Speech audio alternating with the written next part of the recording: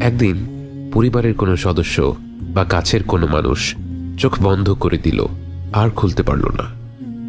আপনি হতভম্ব হয়ে গেলেন, যেন বিশ্বাসই হচ্ছে না সে মানুষটা সত্যি সত্যি চিরতরে আপনার কাছ থেকে চলে গেছে।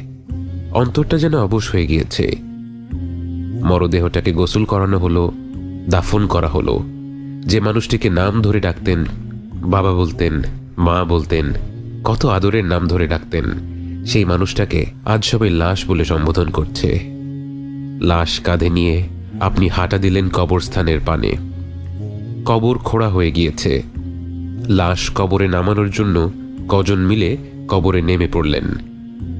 বুকটা ধরফর করে ওঠে, চারিদিকে মাটি যেন চেপে ধরেছে। বাকিদের দেখে কিছুটা সাহস পেলেন, লাশ কবরে নামিয়ে নিলেন।